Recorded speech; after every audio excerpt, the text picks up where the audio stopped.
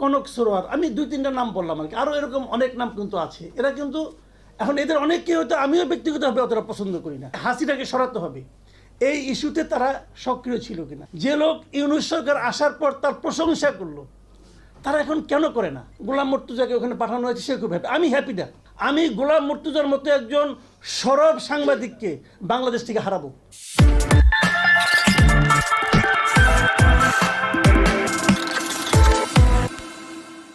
সরোয়ার, আমি দুই তিনটা নাম বললাম আর কি, আরও এরকম অনেক নাম কিন্তু আছে। এরা কিন্তু এখন এদের অনেককে হয়তো আমিও ব্যক্তিগতভাবে অতটা পছন্দ করি না, কিন্তু আমার পছন্দ না পছন্দ কিছু যায় আসে না।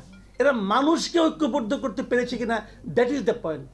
এবং একটা কমন ইস্যুতে, একটা কমন ব্যাপার থেকে হাসিনাকে সরাতে হবে, এই ইস্যুতে তারা সক্রিয় ছিল কিনা, তারা মানুষের মধ্যে সেই চিন্তাটা জাগ্রত করতে পেরেছিল কিনা, দ্যাট ইজ দ্য পয়েন্ট। তারা পেরেছিল এবং তারাই পেরেছিল। তাদের ভূমিকা আমি মনে করি বিরাট কিছু ছিল। এখন তারা কি ভাবছেন? এখনও তাদেরকে আপনারা দেখেন, তারা কি আমাদের বর্তমান সরকারের কর্মকাণ্ড নিয়ে হ্যাপি?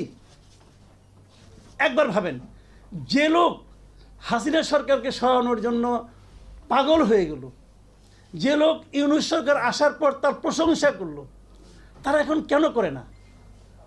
তারা কি কিছু চেয়েছিল যে ইউনূস সরকার তাদের কিছু টাকা পয়সা দিবে? চেয়েছিল? চায়নি।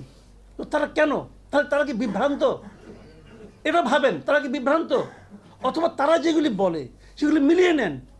তারা কি বলে, আমরা কি দেখি, আপনি কি দেখেন বাজারে যেয়ে, আপনি কি দেখেন রাস্তায় হেঁটে, আপনি কি দেখেন আমাদের উপদেষ্টাদের বক্তব্য শুনে। ভাবুন, কি চেয়েছিলেন, কি পেয়েছেন, তারা এখন কি বলে, আমাদের ওনারা এখন কি বলে। এটা নিয়ে আমি নিজস্ব কোনো মন্তব্য করতে চাই না, কারণ আমি প্রতিদিনই বলি। তাহলে এখানে বলছি আমি, এই চিন্তাগুলো কিন্তু আমাদেরকে করতে হবে। একটা কথা মাথায় রাখবেন, কেউ মসিহা না, কেউ আপনাকে কেউ কিছু করে দিবে না। যা কিছু করার আমাকেই করতে হবে। আমি যদি এখানে ভুল কিছু বলতে থাকি, আপনারা আমাকে থামিয়ে দেবেন, ভাই আপনার এই পাগলামি আমি শুনতে চাই না। তখন আমি বুঝবো আমি পাগলামি করতেছি। যতক্ষণ পর্যন্ত আপনারা আমাকে না থামাবেন, আমি ভাববো কি আমি তো খুব ভালো বলতেছি। মানুষকে থামাতে হবে, মানুষকে বলতে হবে এনাফ, আপনি যা বলেছিলেন এনাফ হয়েছে, আর বলেন না, কাজটা করে দেখান। সেই কাজটা কি হচ্ছে? কাজটা হচ্ছে না। এই যে আমাদের আশরাফ কাসের বললেন গোলাম মর্তুজাকে ওখানে পাঠানো হয়েছে, সে খুব হ্যাপি। আমি হ্যাপি না, আমি আনহ্যাপি। আমি আনহ্যাপি কেন? আমি গোলাম মর্তুজার মতো একজন সরব সাংবাদিককে বাংলাদেশ থেকে হারাবো। গোলাম মর্তুজা কিন্তু কাউকে তেল দিয়ে চলে না রে ভাই। আমি তাকে দেখেছি, সরকার কোনো সমস্যা করেছে, সেটা প্রতিবাদ করেছে। আগামীতে যেই সরকারে থাকুক, সে কে, ABCD যেই থাকুক, সে প্রতিবাদ করতো। সে আমেরিকায় যে প্রতিবাদ করতে পারবে? পারবে না। তার সেই সরব আমি দেখতে পারবো? আমি সাংবাদিক গোলাম মর্তুজাকে হারালাম, আমি এটা হারাতে চাই না। এবং যখন একটা পলিটিক্যাল গভর্নমেন্ট আসবে, তখন কি হবে? আবার তার পলিটিক্যাল লোক, ওনার অযোগ্যতার কারণে না, কিন্তু নিজের লোকটাকে ওখানে ঢুকানোর জন্য মর্তুজাকে ফিরে আসতে হবে। তখন সবাই বললো আপনি তো ওই দলের হয়ে, আপনি ওই চাকরি করেছেন, ওই সুবিধা নিয়েছেন, এখন আবার বলেন কেন, কথা বলেন কেন? এই যে বিষয়গুলো, এগুলো কিন্তু মাথায় রাখতে হবে ভাই।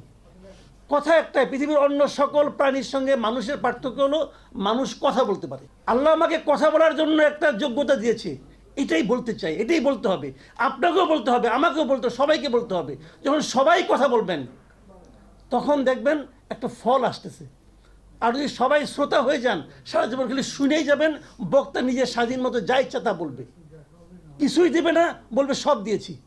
ভোট দিতে দিবে না, বলবে গণতন্ত্র দিয়েছি, ভাত ও ভোটে লড়াই আমিই করেছি। সে বলবে, আপনাকে শুনতে হবে। এই অবস্থার পরিবর্তন চাই। আমি মনে করি আপনারা সবাই কথা বলেন, এত ক্যামেরা দেখছি, আমার খুব ভালো লাগছে ভাই।